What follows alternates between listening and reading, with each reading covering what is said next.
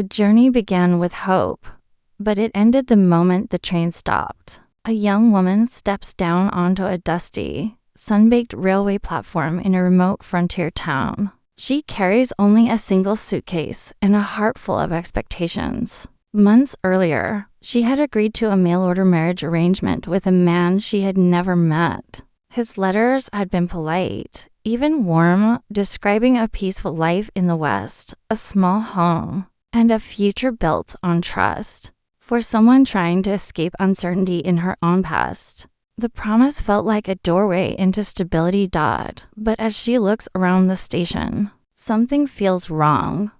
There is no sign of the man who was supposed to meet her. No welcoming gesture, no name held up in greeting, not even a curious stranger asking questions. The station is half empty, with only a tired clerk behind the ticket window and a few rough-looking travelers passing through. The wind carries dust across the platform, making the place feel even more abandoned. She waits. Minutes stretch into an uncomfortable silence. She checks the train schedule again, thinking perhaps she arrived early or at the wrong stop. But deep down, she already knows the truth: no one is coming. Confusion quickly turns into anxiety. She tries to stay calm, telling herself there must be a reasonable explanation. Perhaps the man was delayed. Perhaps something unexpected happened. But as the sun begins to sink lower in the sky, the hope she carried with her starts to fade. Her thoughts turn darker. What if the letters were never real? What if she has been deceived? In this unfamiliar town, she has no family, no contacts, and no idea where to go next. The nearest hotel is miles away, and she has very little money. The frontier town itself feels rough and unwelcoming, filled with strangers who look hardened by survival rather than kindness.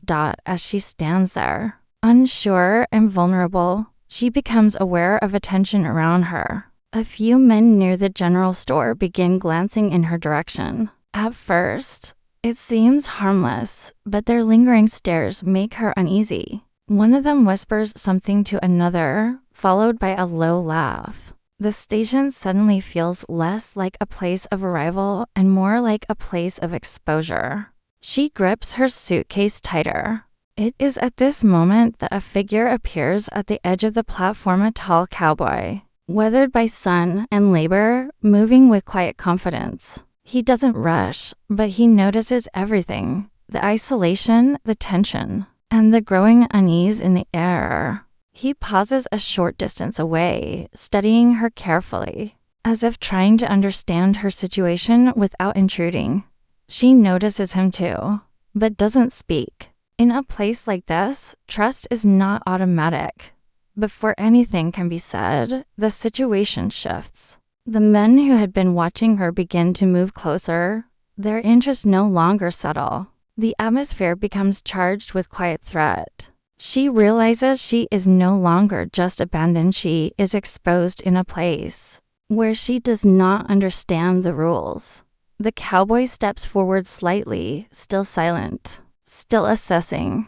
He has not decided what to do yet, but he has already decided one thing: he cannot ignore what is about to happen. And in that fragile moment between danger and decision, the story truly begins. The tension at the station snaps the moment the cowboy steps fully into view. The men who had been circling the woman don't stop immediately, but they hesitate. In frontier towns like this, hesitation often decides everything. The woman still stands frozen, gripping her suitcase, unsure whether this stranger is a threat or a possible rescue. She doesn't know his name, his intentions, or his character, only that he is now the closest person to her in a place that suddenly feels dangerous. Then, without any warning or explanation, the cowboy walks straight to her, lifts her suitcase from her hand, and turns toward the crowd. "I finally found my wife," he says calmly. The words land like a shockwave. The woman's head snaps toward him in disbelief. Wife? She has never seen this man before in her life. Her confusion instantly turns into anger. Before she can protest properly, he adds another line, "You're late, sweetheart. I told you I'd be here waiting." Now the situation becomes even more confusing. The men watching them begin to exchange looks. In a rough frontier town, a lone woman is seen as vulnerable. But a woman under a man's protection, especially a cowboy known locally, changes everything. The cowboy's tone remains steady, almost casual, as if they are simply continuing a long conversation. But the woman quickly realizes something. This is not romance, and it is not truth that is strategy. One of the rough men steps forward, suspicious. "Didn't know you were married, Walker," he says, narrowing his eyes. The cowboy, apparently known in town as Walker, doesn't even blink. "Doesn't matter what you know," he replies lightly. "Matter is she's with me." The man hesitates again. The other men slowly back off. Whatever interest they had in the woman begins to fade under the weight of implied ownership and protection. In this world, confrontation is expensive and Walker looks like someone not worth testing. But while the danger decreases, the emotional chaos for the woman increases. As soon as they leave the platform, she pulls her arm away. "What do you think you're doing? I am not your wife." Walker adjusts her suitcase on his shoulder without stopping. "You prefer the other option? Because those men were deciding it for you. I didn't ask you to lie. You didn't have to," he replies simply.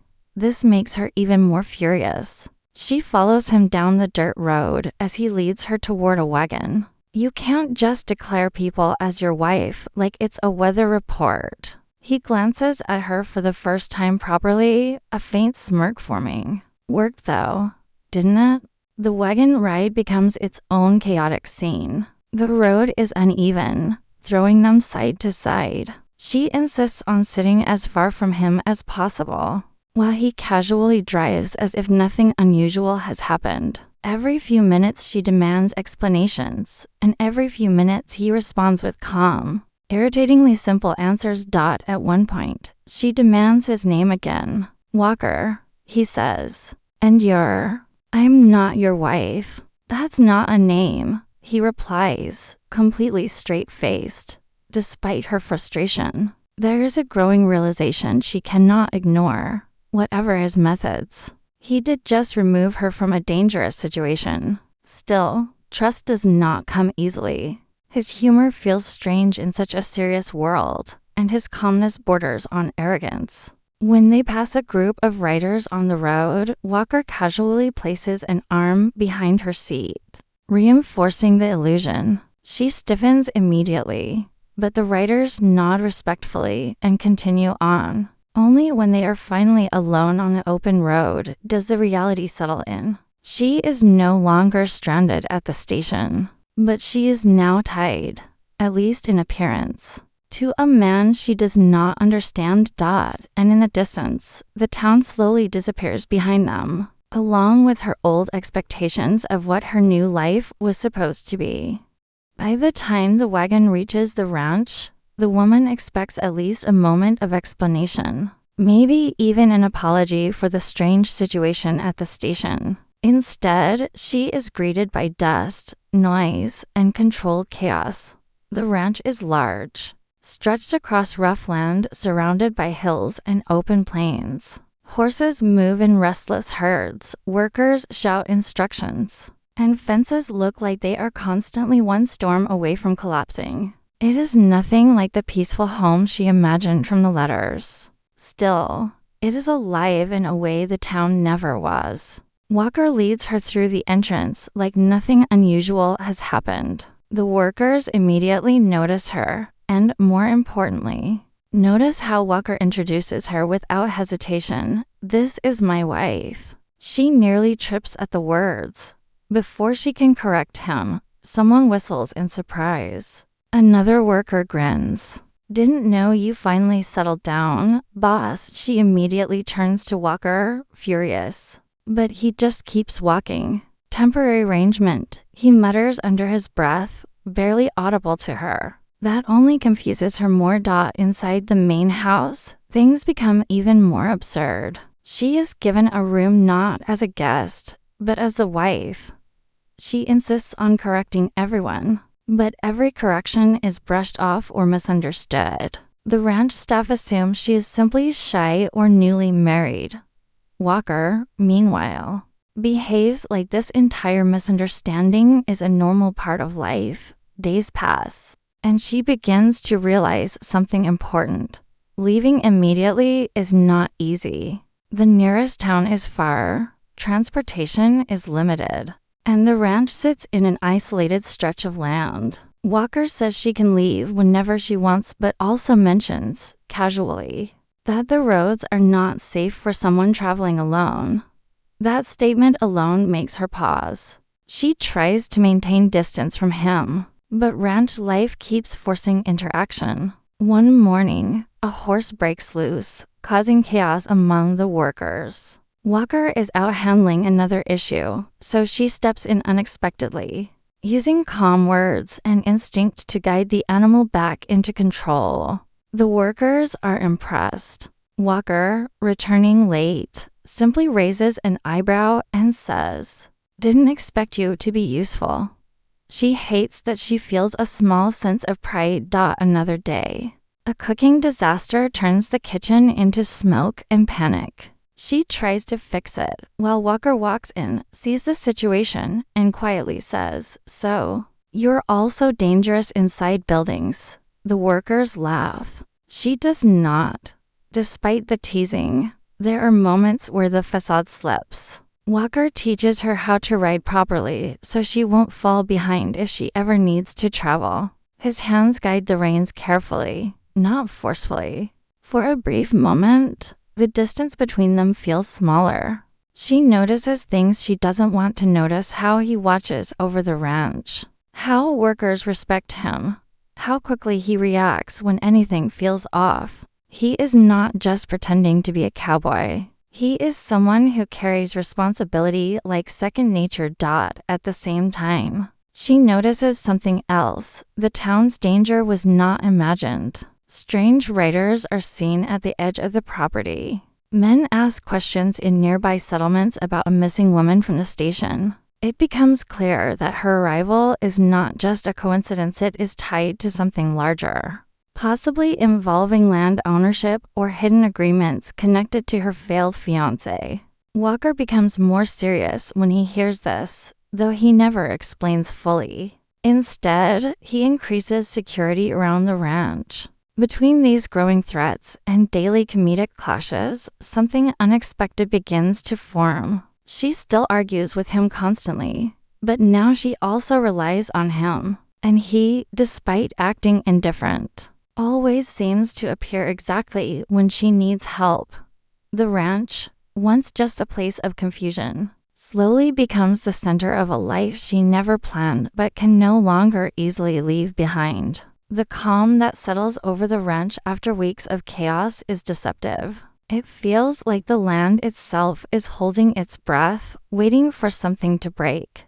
The woman has begun to adjust to ranch life more than she expected. She no longer flinches at the sound of horses galloping nearby, and she can read the rhythm of daily work: the early mornings, the sudden emergencies, the quiet evenings. Even her relationship with Walker has changed. The arguments are still there, but they now feel less like hostility and more like habit. Sometimes, almost without realizing it, she looks for him when something goes wrong. Walker, however, becomes increasingly alert. His usual sarcasm fades into silence when he is alone, and his eyes linger longer on the distant roads leading toward the ranch. He knows something she does not. That something arrives one afternoon in the form of dust on the horizon. At first, it looks like a small group of riders. Then more appear. Then more still. The ranch hands notice immediately this is not a casual visit. These men are armed, organized, and moving with purpose. The woman is told to stay inside the house, but she refuses. Whatever is happening, she is tired of being hidden away while decisions are made around her. She steps outside just in time to see Walker mounting his horse, his expression sharper than ever before. "Go inside," he says firmly. "I'm not your prisoner." She replies. A brief silence passes between them. This is not an argument anymore, it is something heavier. Before Walker can respond, the riders reach the edge of the ranch. Their leader calls out, demanding she be handed over. The truth becomes clear in fragments. Her missing fiancé was involved in a land deal that was never fully resolved. Documents, signatures, ownership disputes. She is the missing piece they believe controls everything. And now they want her. Walker dismounts slowly. "She's not going anywhere," he says. The tension explodes. What follows is a fast, intense clash across the ranch grounds. Horses scatter. Workers rush to defend the property. Gunfire echoes through the open land. Walker moves with precise control, using every inch of the terrain he knows so well. The woman, despite being told to stay back, finds herself helping in unexpected ways, locking gates, guiding frightened horses away from danger, and distracting one of the attackers long enough for others to intervene. At one point, she and Walker are separated during the chaos. She believes he may have been caught, and for the first time, panic overrides everything else. But just as one of the armed men approaches her, Walker appears out of nowhere, pulling her behind cover. "Still think I planned all this?" he asks breathlessly. Even in the middle of danger, she manages. Bad timing for jokes. The fight doesn't last forever, but it is long enough to change everything. Eventually, the attackers are driven off or captured, and silence returns to the ranch, but it is not the same silence as before. It is heavier, marked by what was risked and what was revealed. In the aftermath, truths begin to surface. Walker admits that the marriage claim was never meant to be permanent. It was a shield, a quick decision to protect her from men who would not have hesitated otherwise. He expected her to leave as soon as it was safe, but something changed. He doesn't say it dramatically. In fact, he struggles to say it at all. It stopped being just protection, he finally admits. Somewhere along the way, she understands what he is not finishing later. Standing outside as the sun sets over the ranch, she reflects on everything: the abandoned station, the false claim, the danger, the chaos, and the strange sense of belonging she never planned for. She realizes she is no longer the same person who stepped off that train. Walker approaches quietly. No sarcasm this time. "So, was I still pretending?" he asks. She looks at him, and after a pause that feels like a decision rather than an answer, she smiles slightly. "Not anymore." And for the first time, neither of them corrects what that means.